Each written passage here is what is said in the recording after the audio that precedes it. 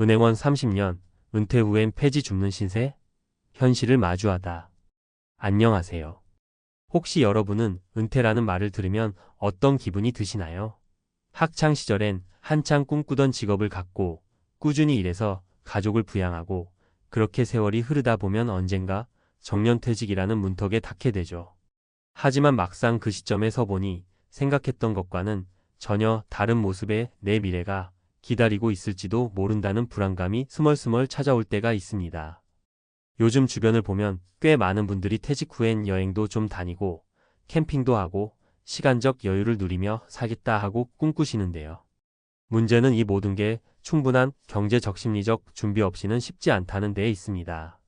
어떻게든 되겠지, 적어도 길에 나앉을 일은 없겠지 하며 막연히 낙관하다가 예상치 못한 난관에 부딪히는 분들도 많으니까요. 오늘은 은행원 30년, 은퇴 후엔 폐지 줍는 신세? 현실을 마주하다라는 제목처럼 그간 열심히 일해온 직장에서 물러난 뒤 전혀 다른 삶을 살게 된 분들의 이야기를 나눠보려 해요.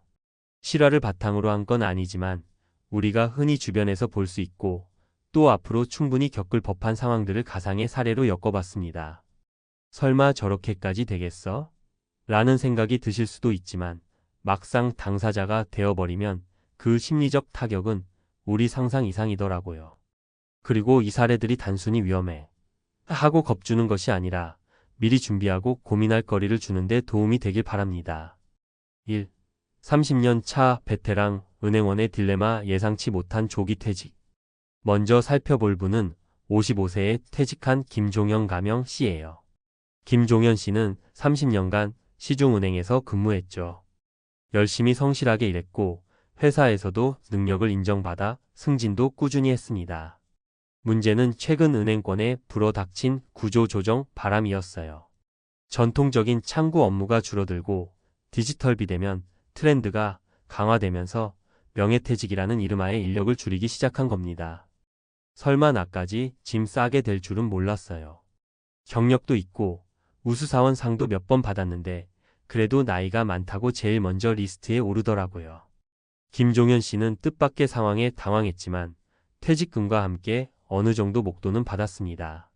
그래, 이제 조금 쉬면서 해외여행도 다녀오고 또 평생 못 해본 골프나 캠핑을 즐겨봐야지 하고 설레기도 했죠. 하지만 몇 달 뒤부터 공허감과 불안이 밀려오기 시작했어요. 경제활동을 안 하고 쓰기만 하다 보니 예상보다 돈이 빨리 줄어드는 겁니다. 게다가 건강도 예전 같지 않아서 새 일자리를 구하기가 쉽지 않았어요. 결국 그는 생활비를 아끼기 위해 이사까지 해야 했고 퇴직금도 주식에 투자했다가 운이 나쁘게 손실을 보았습니다. 막막해진 그는 식비라도 벌어보자는 생각으로 새벽마다 폐지를 주워서 고물상에 팔기 시작했어요. 가끔 지인들 마주칠까 봐 무서워서 새벽 4시쯤에 나가요. 그래도 1,000원, 2,000원이라도 벌어야 아침에 마음이 좀 놓이거든요.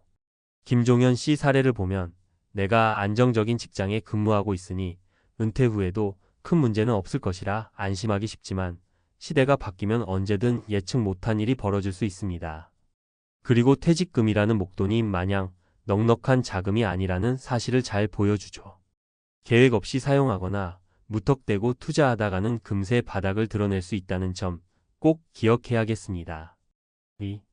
20년 차 교사의 시련 돌연 찾아온 건강 문제. 이번엔 초등학교 교사로 20여 년을 재직하고 퇴직한 박민정 가명 씨의 이야기입니다. 교사는 비교적 안정적이고 퇴직 후 연금도 나오는 직업이라 많은 분들이 교사는 그래도 노후가 괜찮겠다 싶으실 거예요. 박민정 씨도 그렇게 믿고 있었습니다. 다만 개인적인 사정 때문에 55세 무렵 조기 퇴직을 선택했는데 그 직후 예상치 못한 병이 찾아왔습니다. 평소 건강은 타고났다고 믿었는데 나이 드니까 여기저기 고장 나는 거 한순간이더라고요. 갑자기 허리가 아파서 병원에 갔더니 디스크가 심해서 수술해야 한다고 했어요. 연금이 나오기 시작하기 전까지는 공백기가 존재했고 수술비와 치료비는 만만치 않았습니다. 게다가 회복 기간이 길어지다 보니 이른바 돈 버는 활동을 전혀 할 수가 없게 된 거예요. 그러는 사이 퇴직금에서 꽤 큰 부분이 치료비로 빠져나갔고 박민정 씨는 결국 아르바이트를 찾기 위해 뛰어야 했습니다. 그런데 몸이 완전히 회복되지 않은 상태에서 할 만한 아르바이트가 많지 않았어요. 결국 간단한 전화 상담 업무를 찾았지만 급여도 적고 근로시간도 길어 부담이 컸죠. 빨리 일어나서 연금이라도 받으면 좀 버틸 수 있을 텐데 몸이 안 따라주니까 무슨 일을 해도 잘 안 되고 내가 진짜 무능력해진 건가 싶어서 자존감이 많이 낮아졌죠.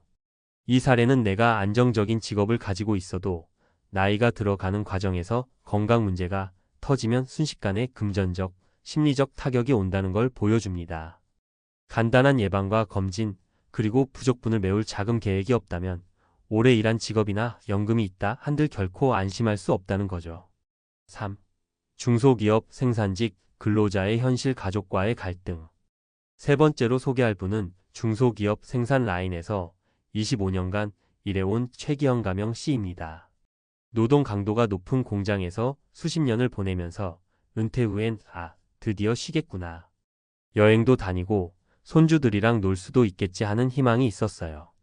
그런데 정년이 가까워지자 회사가 슬쩍 퇴직 후 재계약을 제안했는데 이게 사실상 임금 삭감 형태였습니다. 괜히 기분이 안 좋았죠. 25년이나 열심히 일했는데 갑자기 반토막 월급을 주겠다고 하니까 자존심 상하더라고요. 하지만 막상 나가려니까 다른 데 갈 곳이 없어요.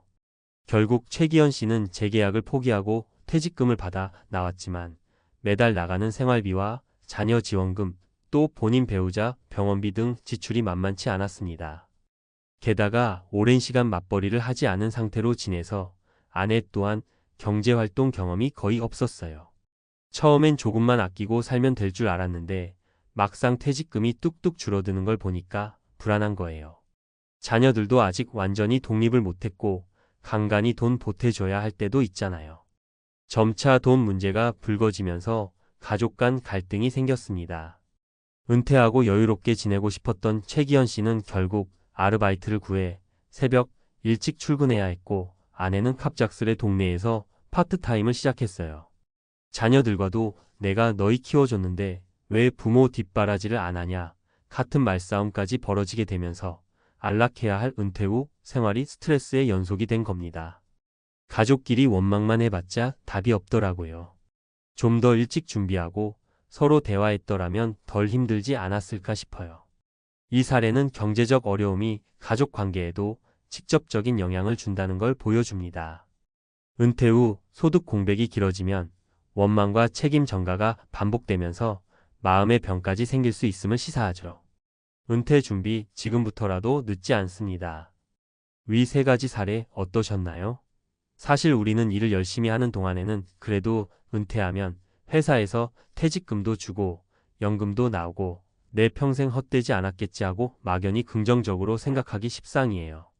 그런데 외부 환경이나 갑작스러운 건강 문제, 가족 상황 등 우리가 통제하기 힘든 돌발 요소가 생기면 은퇴가 여유를 뜻하기보단 고난의 시작이 되기도 합니다. 그렇다면 어떻게 준비해야 할까요? 재무 목표 설정. 먼저 구체적인 목표 금액과 플랜을 세워야 해요. 매달 얼마씩 저축하거나 투자할 건지, 퇴직 후에는 어떤 방식으로 소득을 창출할 건지 생각해 봐야 합니다.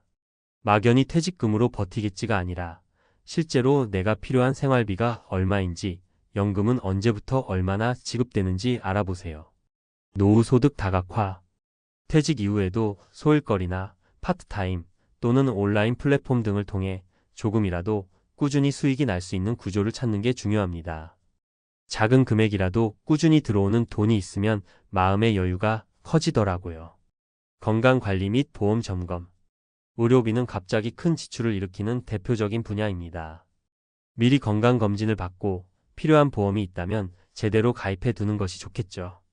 은퇴하고 나면 오히려 병원 갈 일이 더 많아지니 지금부터 건강관리를 해 두면 돈과 시간을 아낄 수 있습니다. 가족과의 대화. 은퇴가 가까워질수록 부부끼리 자녀와 때론 부모님과도 현실적인 돈 이야기를 해보셔야 해요. 누가 얼마만큼 부담하고 어떤 부분은 지원할 수 없는지 솔직히 나눠야 예상치 못한 갈등을 줄일 수 있습니다. 마음의 준비와 취미 활동.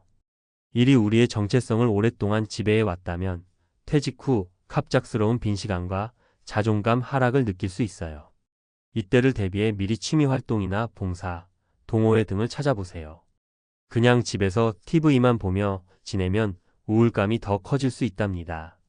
우리는 누구나 언젠가 은퇴를 맞이합니다. 그것이 예상보다 일찍 찾아올 수도 있고 준비가 제대로 되지 않은 상태에서 닥칠 수도 있어요. 문제는 언젠가 닥칠 그 시점을 미리 인지하고 대응하느냐, 아니면 설마 하다 한꺼번에 겪느냐의 차이겠죠.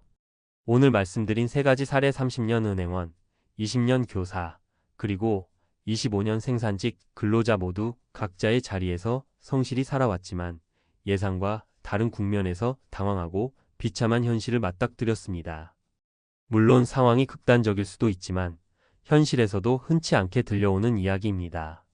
미리 대비하고 재무 건강 관계 문제를 종합적으로 고민한다면 은퇴 후에도 새벽 폐지 줍기나 의료비 빚더미라는 단어와는 거리가 먼 조금 더 안정적이고 의미 있는 삶을 살 수 있으리라 믿습니다.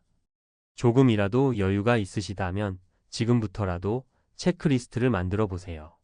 퇴직 이후 삶을 어떻게 보낼 건지, 어떤 공부나 자격이 필요한지, 내가 좋아하는 건 무엇인지, 지출 계획은 어떻게 세울 것인지 하나씩 써보시고 실천에 옮기는 겁니다. 마음먹은 만큼 인생이 바뀐다라는 말, 뻔해 보이지만 가슴에 새겨두면 좋을 것 같아요. 늘 먼 미래처럼 느껴지는 은퇴도 결국 오늘의 선택과 행동이 쌓여서 만들어지는 내 인생의 연장선에 있으니까요. 긴 글 읽어주셔서 감사합니다. 부디 이 글이 은퇴를 준비하시거나 이미 은퇴하신 분들께 조금이나마 도움이 되었으면 좋겠네요. 언제나 그렇듯 삶에는 정답이 없습니다. 하지만 미리 나만의 답을 만들어두면 예상치 못한 풍랑이 몰아쳐도 흔들림을 덜 수 있을 거예요. 은퇴 후의 삶이 더 이상 막막한 길이 아니라 좀 더 단단해지고 풍요로워지는 또 하나의 새로운 시작이 되기를 바라며 글을 마칩니다. 우리 솔직히 얘기해 봅시다. 퇴직 앞두고 혹은 막 정년퇴직하고 나면 다들 제일 먼저 뭐 생각하세요? 아, 이제 뭐 하지? 돈은 어떻게 하지? 일자리라도 구해야 하나? 이게 너무 당연한 반응이에요. 누구나 그래요. 우리 세대가 그렇게 살도록 훈련받았으니까. 어릴 땐 열심히 일해라, 돈 모아라. 중년 땐 가족 부양해라, 애들 공부시켜라. 그리고 퇴직 즈음엔 그래도 몸이 움직이는 한돈 벌어야 한다. 이게 몸과 마음에 새겨져 있어서 퇴직해도 못 나요. 그런데 현실은 어떻습니까? 65세, 70세 금방 옵니다. 이제 우리 수명 100세 시대라고 하지만 75세 넘어서도 정말 팔팔하게 해외 배낭여행 다니는 사람 주변에서 얼마나 봤어요. 허리 아프다, 무릎 수술했다, 당뇨다, 혈압이다, 치매 걱정이다. 이게 진짜 우리 노년의 현실이잖아요. 그러면 이렇게 물어야죠. 정년퇴직 후에도 계속 일할 생각만 하는 게 맞나? 일 못하게 되면 뭐 할 건데? 지금 이 글을 보는 분들에게 묻고 싶습니다. 혹시 일이 곧 내 취미라고 믿고 사시나요? 그게 진심이면 다행인데요. 많은 분들이 사실은 돈 때문에, 두려움 때문에 일하려고 해요. 돈 안 벌면 망한다는 공포가 내 마음을 붙잡고 있는 거죠. 그 공포가 무서워서 퇴직 후에도 어디서라도 일해야지만 반복합니다. 그게 나중에 큰 불행이 될 수도 있어요. 몸이 못 버티는데도 누군가의 눈치를 보고 서럽게 일할 수도 있어요. 그래서 저는 이렇게 이야기합니다. 적게 쓰고 검소하게 살 생각을 미리부터 해라. 이게 되게 냉정하고 차가운 말 같죠? 하지만 사랑하는 가족에게 그리고 내 노후에 나에게 줄 수 있는 최고의 선물이에요. 왜냐하면 소비를 줄이면 돈 걱정을 줄일 수 있고 돈 걱정이 줄면 억지로 하기 싫은 일을 붙잡을 필요가 없거든요. 그때서야 진짜 내 시간을 살 수 있어요. 사례 하나 들어볼게요. 제 지인 중 한 분이 대기업에서 임원까지 했습니다. 퇴직금도 받고 연금도 나와요. 그런데 평생을 호화롭게 살아서 소비 습관이 안 바뀌어요. 명품 옷, 외제차, 고급 레스토랑. 퇴직하고 나서도 이걸 유지하려고 자식들에게 손 벌리거나 빚을 내더라고요. 결국 자식들이 부담스러워했고 가족 분위기 엉망됐어요. 나는 돈이 있는데 왜 쓰지 말라고 해? 이러는데 그 돈이 평생을 커버 못하니까요. 그분이 한 말이 아직도 잊히지 않아요. 내가 퇴직 전에 소비 습관만 좀 줄였어도 애들한테 손 안 벌렸을 텐데. 또 다른 사례입니다. 어떤 분은 퇴직 전에 아파트를 팔고 전세로 옮겼어요. 자식들 다 독립하니 큰 집이 필요 없어서. 주변에서 왜 팔아? 미쳤냐? 했지만 그 돈으로 금융 자산을 만들어서 매달 생활비를 뽑아 쓰세요. 소비는 심플합니다. 손주들 용돈도 소소하게, 외식은 분식집, 여행도 국내 위주로. 근데 엄청 행복하대요. 걱정이 없어. 매달 들어오는 돈이 있으니 병원비도 준비돼 있고, 무엇보다 마음이 여유로워졌다고 하더라고요. 소비를 줄이니 삶이 가벼워진 거죠. 마지막으로 한 분 더 이야기할게요. 이분은 돈을 많이 번 편이 아니었어요. 그런데 퇴직 10년 전부터 취미를 돈 안 들이고 할 방법을 찾았어요. 동네 도서관에서 책 읽기, 동네 산책로 개발하기, 집에서 그림 그리기. 친구들이 비웃었죠. 에이, 돈 쓰면서 즐겨야지. 뭐가 그리 궁상 많냐.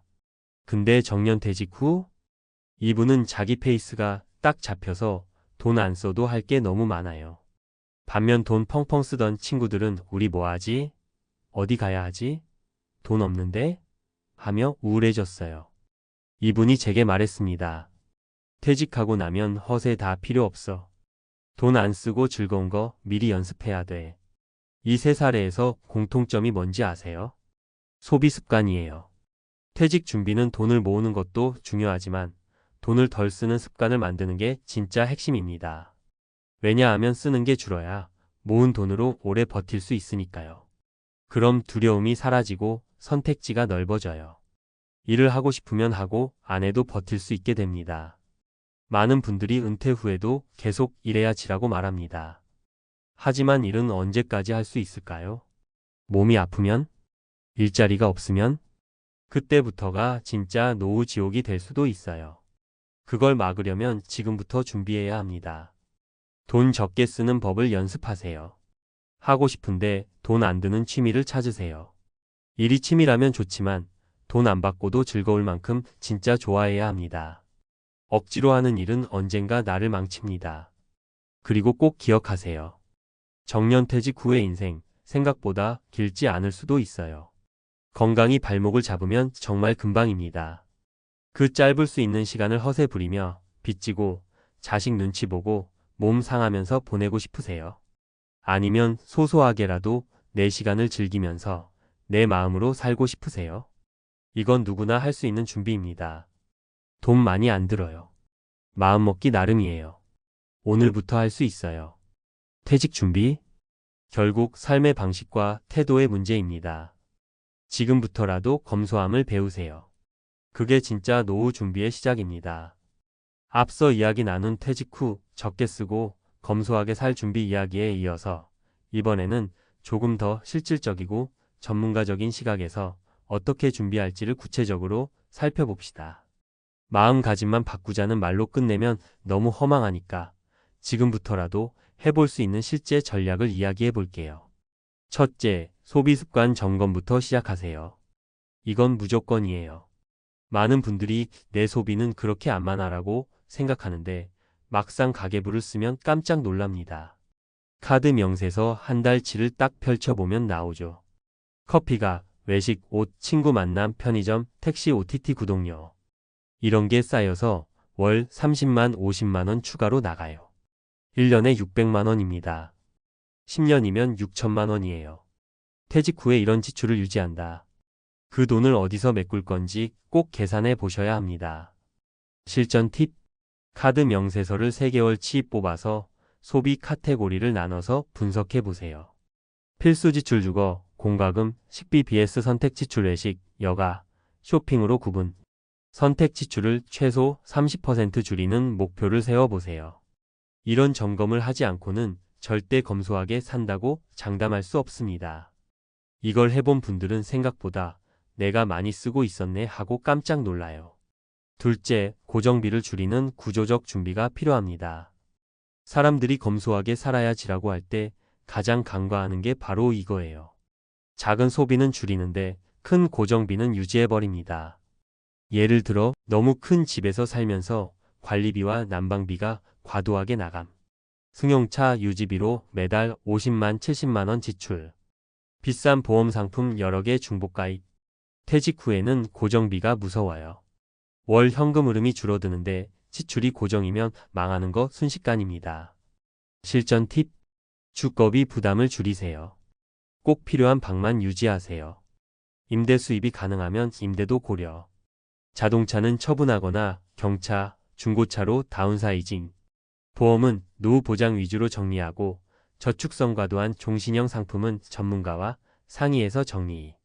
휴대폰 요금제, 인터넷 TV 결합 상품, 각종 구독 서비스 해지.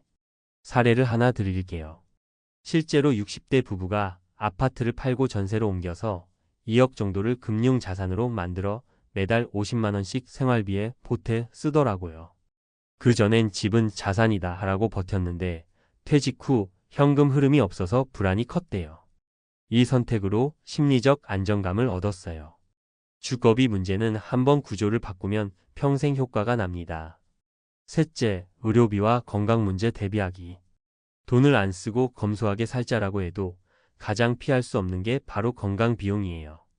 퇴직 후 가장 큰 지출 카테고리 중 하나가 의료비입니다. 나이 들수록 병원 갈 일이 늘어나요. 특히 만성질환 관리가 핵심입니다. 고혈압, 당뇨, 고지혈증, 관절염. 이거 한두 가지만 있어도 약값, 검사비, 치료비가 쭉 나갑니다. 실전 팁. 건강검진은 매년 챙기세요. 조기 발견이 비용을 줄입니다. 식단 관리 외식 줄이고 집밥 위주. 소금, 설탕 줄이기. 운동 루틴 만들기 걷기, 스트레칭, 근력 운동은 돈이 거의 안 들어요. 지역 보건소 프로그램 활용 무료저가 건강 프로그램 많습니다. 건강보험공단 노인검진 혜택 적극 활용. 한진 얘기해 드릴게요. 당뇨약을 10년째 먹는데 혈당 관리를 철저히 해서 인슐린 주사를 피했어요. 약값은 월 2만 원인데 만약 관리 못했으면 주사 치료로 10배 가까이 들었을 거예요. 작은 습관이 10년간 수백만 원을 아낀 겁니다. 넷째, 돈 안 드는 취미와 사회적 관계를 만들어라. 돈을 안 쓰면 삶이 재미없어질까 봐 다들 두려워해요. 그렇다고 매번 해외여행, 고급 레스토랑, 골프 치며 살 수 있을까요? 못합니다. 퇴직 후에도 사교비 지출이 크면 통장은 순식간에 마릅니다. 그래서 미리부터 돈이 안 들어가도 재미있는 것을 찾아야 해요. 그게 사실 진정한 취미고 노년을 지탱하는 힘이에요. 실전 팁. 동네 도서관 이용. 무료 강좌, 독서 모임 참여. 공원 걷기, 등산로 탐방. 집에서 취미 그림 글쓰기 악기 수공예. 동사무소 노인 복지관 프로그램 저렴하거나 무료. 지역 커뮤니티 활동 봉사활동, 마을 모임. 사례 하나 더. 제 고객 중에 60대 분이 계신데 주말마다 동네 도서관에서 독서 토론 모임을 해요. 참가비는 0원. 카페에서 만나는 것도 좋은데 도서관은 돈도 안 들고 조용하고 좋아. 오히려 친구들이 거기서 만나자고 한다니까. 이게 진짜 노후 준비 아닐까요? 마지막으로 중요한 건 마음가짐입니다. 많은 분들이 나는 아직 일할 수 있어라고 자신합니다. 좋아요. 일할 수 있으면 행복이죠. 하지만 못하게 될 수도 있다는 걸 인정해야 합니다. 그게 65세가 될지 70세가 될지 모릅니다. 그 이후에도 버틸 수 있게 소비를 줄이고 지출을 구조적으로 낮추고 적은 돈으로도 삶을 즐기는 연습을 해야 합니다. 퇴직 후 준비는 돈을 모으는 것에서 끝나지 않습니다. 돈을 덜 쓰는 구조 만들기, 건강을 지켜서 의료비 줄이기, 돈 안 드는 취미와 관계 만들기. 이 세 가지가 다 준비돼야 진짜 편안한 노후가 옵니다. 오늘부터라도 한 가지씩 해보세요. 카드 명세서 분석, 냉장고 정리해서 식단 관리, 도서관 프로그램 검색하기. 다 돈 안 드는 거예요. 이게 바로 우리가 할 수 있는 가장 현실적이고 전문가가 권하는 퇴직 후 준비입니다. 은퇴라는 말만 들어도 뭔가 두근거리고 편안한 느낌이 들잖아요. 직장 생활 내내 조금만 더 버티면 이제 곧 편한 은퇴 생활이 온다 하고 스스로를 위로하고 주변에서도 은퇴하면 여유롭게 살겠네 같은 말을 건네기도 하죠. 그런데 막상 은퇴 후의 삶은 상상과는 전혀 다르다는 이야기를 많이 듣게 돼요. 어떤 사람에게는 새로운 도전이 완벽하게 잘 맞아떨어질 수 있지만 많은 분들은 현실에서 여러 어려움을 맞닥뜨리곤 합니다. 저 역시 비슷한 이야기를 많이 들어왔는데요. 오늘은 군 생활 30년 후 택시기사로 재도전, 은퇴의 환상이 산산조각 난 순간이라는 주제를 통해 은퇴 준비나 은퇴 후 삶을 어떻게 바라봐야 할지에 대해 생각해 보려고 합니다. 군인으로 30년 근무했던 분이 갑자기 택시업계로 뛰어들었는데 그 과정에서 어떤 어려움을 겪었는지 들여다보면 우리도 미리 준비하고 대비해야 할 게 얼마나 많은지 깨닫게 되더라고요. 은퇴가 끝이 아니라 또 다른 시작이라고는 하지만 실제로는 그 시작이 상당히 가파르고 험난한 길일 수 있습니다. 예전과 달리 환경도 빠르게 변하고 나이가 들면서 체력도 달리고 무엇보다 마음의 열정 탱크도 점점 소진되는 느낌이 들죠. 그럼에도 은퇴를 앞두신 분들이나 이미 은퇴하신 분들이 가슴 깊이 공감할 수 있도록 구체적인 사례와 함께 이야기를 풀어드리려고 해요. 자, 그럼 실제로 어떤 분들이 은퇴 후 새로운 길을 택했다가 예상치 못한 벽에 부딪혔는지 세 가지 사례를 통해 살펴봅시다. 사례 1군 생활 30년, 택시회사 입사, 첫 달부터 체력의 한계. 첫 번째 사례로 30년간 군에 몸담았던 김성우 가명님의 이야기를 해볼게요. 김성우님은 군대에서야 몸으로 단련됐는데 택시 운전쯤이야 라는 생각으로 별다른 걱정 없이 택시업계에 뛰어들었대요. 하루 종일 운전을 하면서 손님을 태우고 내리고 길 막히는 거 감안하고 시간을 쪼개서 식사도 하고 이런 루틴이 몸에 배면 어렵지 않을 거라고 여겼던 거죠. 그런데 막상 첫 달이 지나자 체력이 급격히 떨어지는 걸 느꼈다고 해요. 군인 시절에는 일정한 스케줄 속에서 체력 훈련도 하고 나름의 규칙과 규율 안에서 생활했는데 택시 기사 생활은 불규칙하기도 하고 스트레스 강도도 만만치 않았답니다. 심야 운행 때는 졸음과의 전쟁이었고 낮 시간에는 교통체증 속에서 짜증이 치밀어 오르기도 하고요. 그때마다 식사 시간도 들쭉날쭉해져서 건강이 급격히 나빠지기 시작했죠. 더 큰 문제는 은퇴 후 자립해야 한다는 압박감에 버티면 되겠지 싶어서 한동안 병원도 제대로 못 갔다는 거예요. 결국 몇 달을 그렇게 버티다 보니 허리가 나가버렸고 여기저기 병원 돌면서 치료비는 또 만만치가 않았어요. 이렇게 전업을 하겠다고 바로 뛰어들기 전에 내 몸 상태가 진짜 이 일을 감당할 수 있는지 더 철저히 점검했어야 하는 건데 지금 돌아보면 그게 가장 큰 후회라고 하시더라고요. 사례 2군 출신이라면 다 잘할 줄 알았는데 서비스 업종의 벽. 두 번째 사례는 이호진 가명님이 겪은 일인데요. 이호진 님도 군에서 중령까지 진급하고 전역한 뒤 주변에서 군 출신은 성실하고 규율 잘 지키니까 택시 일 잘할 거야 라는 말에 한껏 기대를 품고 시작했다고 해요. 은퇴하면 진짜 내가 하고 싶은 일을 하면서 돈도 벌고 자율적으로 쉬는 시간도 잘 조절하고 이런 장밋빛 환상을 그리고 있었던 거죠. 그런데 막상 택시 기사 생활을 해보니 고객에게 일일이 친절하게 응대하고 안전운전을 해야 하고 때로는 무례한 승객도 감수해야 하는 서비스 정신이 필요하더랍니다. 물론 군 생활에도 원칙과 절도가 있지만 택시 영업은 본질적으로 상호 서비스 제공이잖아요. 문제는 이호진 님이 은퇴 전까지는 지휘나 통제 쪽에 익숙했기 때문에 고객 응대나 친절 서비스에 대한 감각이 부족했다는 점이에요. 손님이 불만을 제기하거나 버릇없이 대하면 내가 이런 취급까지 받아야 하나? 하는 자존심이 상해버리더라는 거예요. 게다가 매번 다른 사람들을 다른 기분으로 다른 상황에서 태우다 보니 감정 소모가 엄청 크다고 하시더라고요. 이건 장교 시절 느꼈던 스트레스와는 완전히 다른 종류의 피로감이었다는 거죠. 결국 그는 군 생활이 오히려 틀에 박힌 사고방식을 만들었고 손님과의 상호작용이 더 중요한 택시 업계에는 역으로 안 맞을 수도 있겠다라고 느꼈다고 해요. 그래서 택시 영업보다 조금 더 체계적으로 움직이는 운수회사 내의 관리직이나 행정 업무 쪽으로 방향을 바꾸고 싶다는 고민 중이라고 합니다.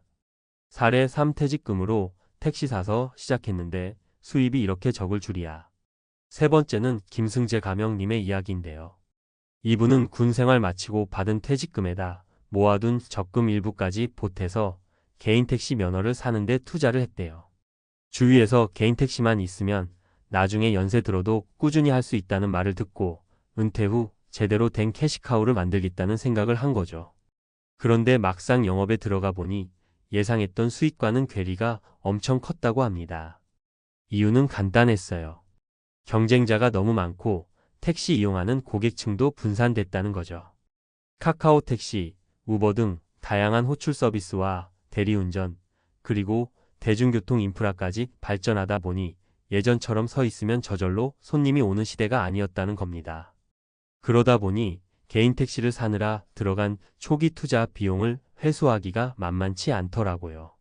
매달 나가는 유지비, 보험료, 차량 정비비, 기름값까지 합쳐보니 하루 종일 운전대를 잡아도 이게 남는 장사인가 싶을 때가 많았답니다. 소위 택시 전성시대가 지나버렸다는 걸 뒤늦게 체감한 거죠. 그리고 은퇴하면 한 번에 목돈이 들어오는데 그 돈이 영원히 지켜줄 것처럼 느껴지잖아요. 그게 아니라 투자를 잘못하면 오히려 수렁에 빠질 수 있다는 걸 김승재 님이 직접 깨닫게 된 거예요. 은퇴 후 삶을 위한 3가지 조언. 자, 이렇게 3분의 사례를 통해 군 생활 30년 후 택시업계로 뛰어드는 게 그렇게 만만치 않다는 걸 알게 됐어요. 사실 택시업계뿐 아니라 다른 업종으로 바꿔놓아도 본질은 비슷한 것 같아요. 은퇴 후 내가 선택한 일자리가 생각만큼 나에게 맞지 않을 수도 있고 예상 수입이나 업무 강도가 기대와 달라서 실망할 수도 있다는 거죠. 현실적인 체력 점검과 건강 관리. 은퇴 전에 이미 몸 관리가 제대로 되어 있는지 앞으로 몇 년간 꾸준히 할 만한 체력이 되는지 꼭 확인해야 해요. 군 출신이라고 해서 체력이 영원한 건 아니거든요. 은퇴 시기가 되면 예전의 내가 아닐 수 있으니까 병원 정기 검진도 받아보고 전문가 상담을 통해 활동 범위를 설정해 두면 좋습니다.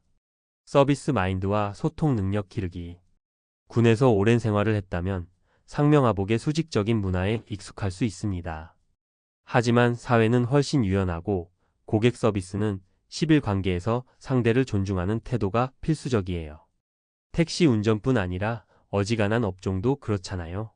내가 어떻게 해서든 손님이나 고객을 만족시켜야 하는 만큼 서비스 마인드 교육이나 관련 책, 강의를 통해 스스로 공부해두면 훨씬 수월할 겁니다. 경제적 시뮬레이션과 리스크 관리. 은퇴금이나 퇴직금은 당장 내 손안에 들어오면 이걸로 뭘 할까? 고민이 앞서지만 함부로 투자했다가 낭패를 보는 경우가 많아요. 특히 택시 면허 같은 큰 지출은 시작 단계에서 많은 비용이 들어가니 여러 면에서 수익 구조와 수요를 꼼꼼히 따져봐야 합니다. 예상 수입, 지출, 변동성 등을 엑셀 같은 프로그램으로 직접 계산해보고 실제 택시업계 종사자들의 현실적인 조언을 들어보는 것도 필수겠죠. 마무리하며 은퇴 후 삶은 누구에게나 낯설고 또 엄연히 현실적인 도전 과제들이 존재합니다.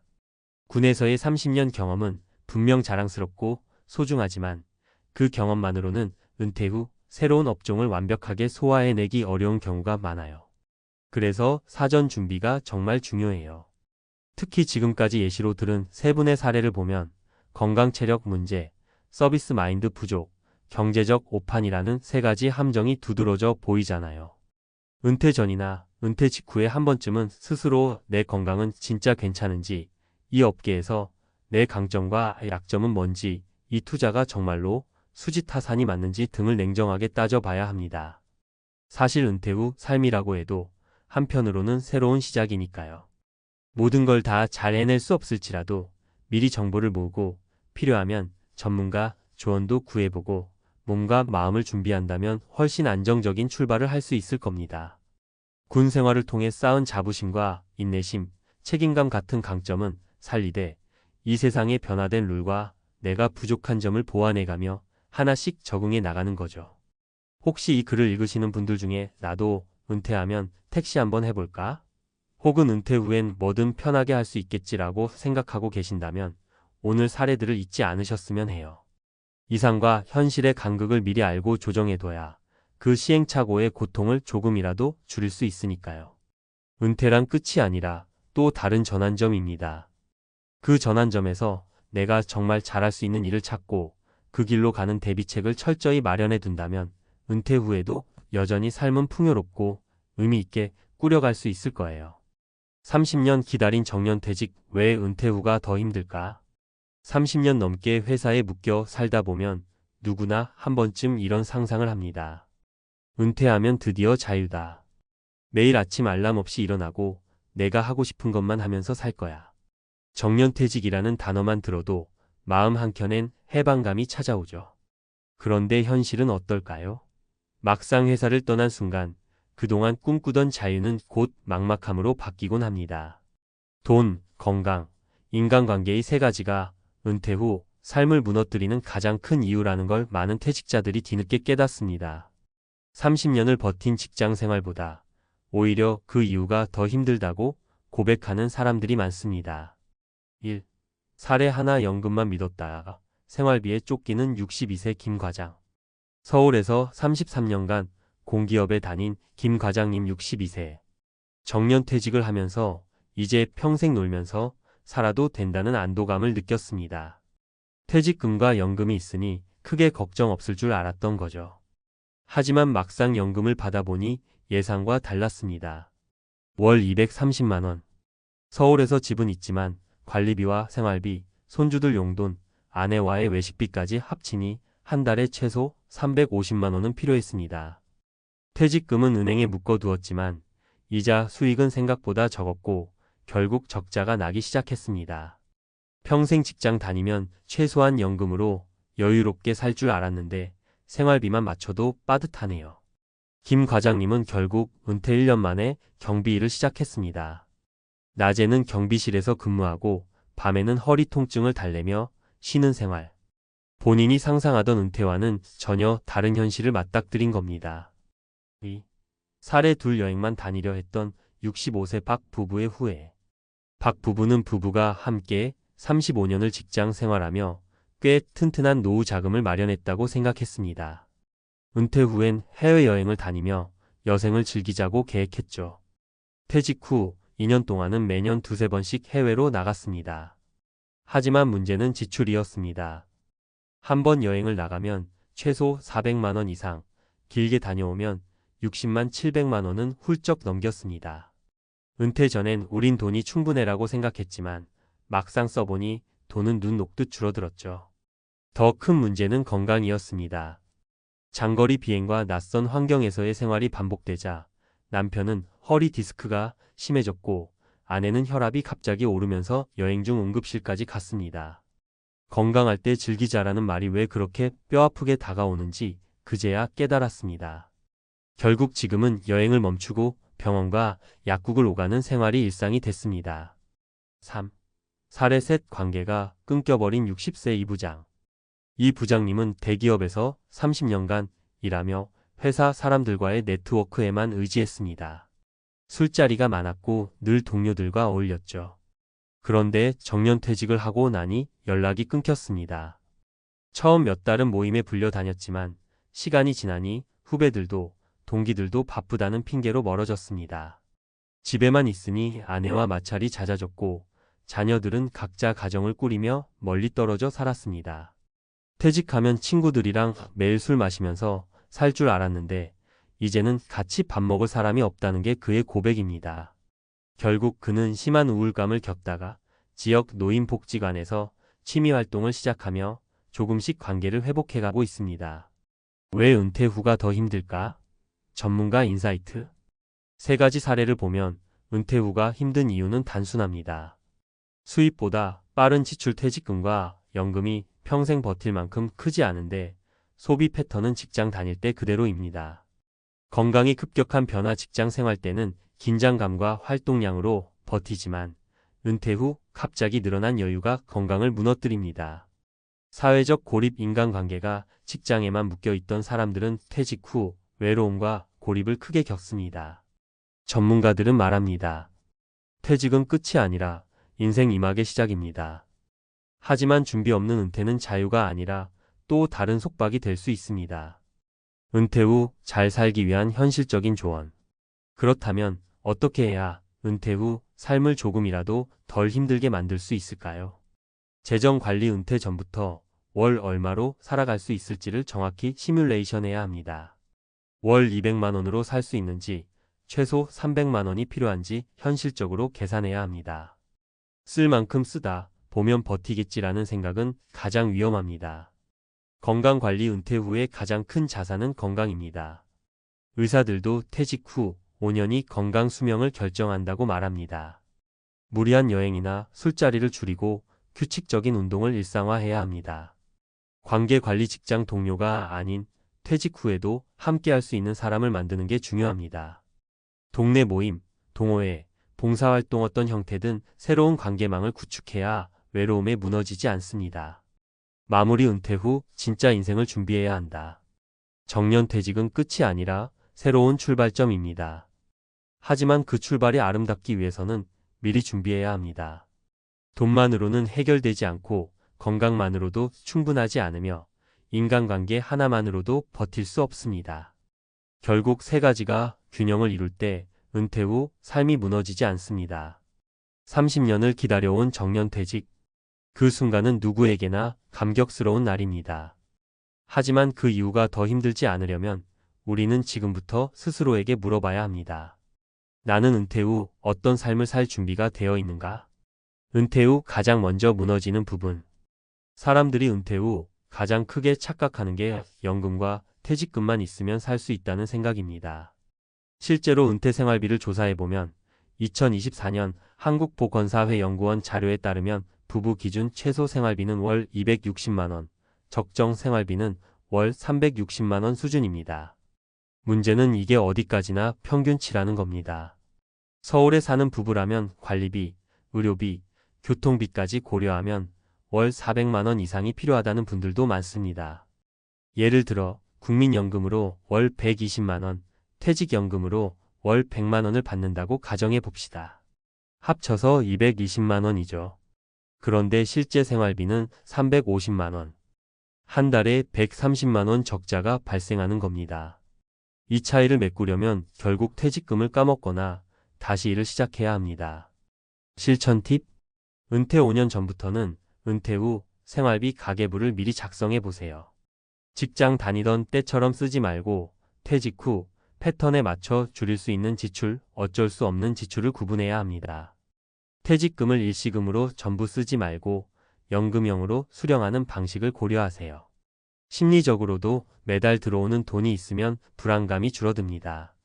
목돈 투자로 무리하게 부동산, 가게 창업을 하는 건 은퇴자들의 가장 큰 실수 중 하나입니다. 통계적으로 은퇴 창업의 70% 이상이 3년 안에 실패합니다. 차라리 안정적인 금융상품에 분산 투자하는 게 훨씬 낫습니다. 2. 건강 돈보다 빨리 무너지는 인생의 자산. 은퇴자들이 가장 크게 후회하는 순간 중 하나가 돈보다 건강이 먼저였다는 걸 뒤늦게 깨달을 때입니다. 직장 다닐 때는 건강검진도 받고 긴장감 속에서 어느 정도 몸을 관리했는데 막상 퇴직하고 나면 갑자기 규칙이 무너져 버립니다. 특히 60세 이후엔 의료비가 급격히 늘어납니다. 건강보험 심사평가원 자료에 따르면 65세 이상은 1인당 연평균 의료비가 600만 원을 넘습니다. 젊을 땐 약값 몇만 원이었는데 노년에는 매달 4,050만 원이 의료비로 나간다는 게 흔한 현실입니다. 실천 팁. 은퇴 직후 5년이 정말 중요합니다. 이 시기에 규칙적인 운동 습관을 들여야 합니다. 매일 30분 이상 걷기, 가벼운 근력 운동은 필수입니다. 건강할 때 세계 여행을 꿈꾸는 분들 많지만 무리하게 장거리 여행은 피하세요. 10시간 이상 비행기는 혈전, 허리관절 질환 위험을 크게 높입니다. 차라리 짧은 국내 여행이나 34시간 거리 해외여행부터 시작하는 게 현명합니다. 정기적인 건강검진은 최소 1년에 한 번, 60대 이후엔 6개월에 한 번씩 주요 항목을 확인하는 게 좋습니다. 특히 심혈관 질환, 혈압, 혈당은 반드시 관리해야 합니다. 3. 관계 돈과 건강이 있어도 무너지는 부분. 사람은 결국 관계 속에서 살아갑니다. 은퇴자 우울증의 가장 큰 원인은 경제적 문제보다도 사회적 고립입니다. 직장 동료들과 매일 얼굴 보던 시간이 사라지면 하루 종일 말을 한마디도 안 하고 지나가는 경우가 많아집니다. 서울대 노화고령사회연구소 조사에 따르면 60대 이상 은퇴자 중 절반 이상이 사회적 고립감을 경험한다고 합니다. 혼밥, 혼술, 혼자 병원 다니는 생활이 반복되면 우울감이 깊어지고 이는 곧 건강 악화로도 이어집니다. 실천 팁. 퇴직 전부터 직장 밖 친구를 만들어 두는 게 좋습니다. 취미 모임, 동호회, 봉사활동 등에서 새로운 관계를 쌓아야 합니다. 배우자와의 관계도 중요합니다. 은퇴 후 부부가 하루 종일 붙어 있으면 사소한 일에도 갈등이 생깁니다.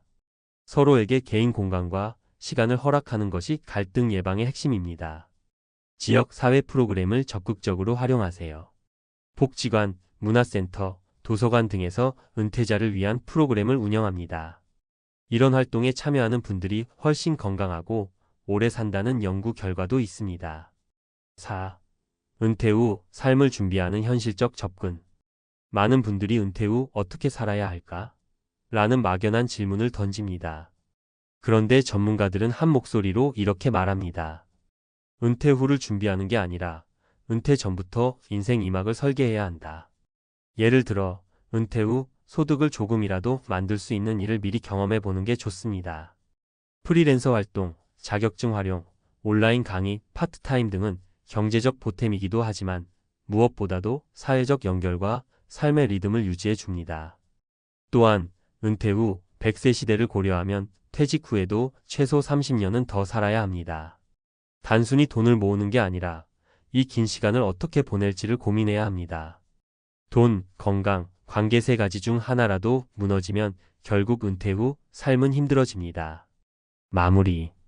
30년을 기다려온 정년퇴직이 축복이 될지 고통이 될지는 결국 준비 여부에 달려 있습니다. 연금과 퇴직금만 믿고 안심하기보다 구체적으로 매달 얼마가 들어오고 얼마가 나가는지 계산해야 합니다. 건강은 은퇴와 동시에 새로운 습관을 만들어야만 지켜낼 수 있습니다. 그리고 무엇보다 사람과의 연결은 미리 준비하지 않으면 한순간에 끊어집니다. 결국 은퇴 준비란 거창한 게 아닙니다. 돈은 조금 덜 쓰고 몸은 조금 더 움직이고 사람과는 조금 더 자주 어울리는 것. 이 단순한 세 가지 원칙이 은퇴 후 삶을 지옥에서 천국으로 바꿀 수 있습니다.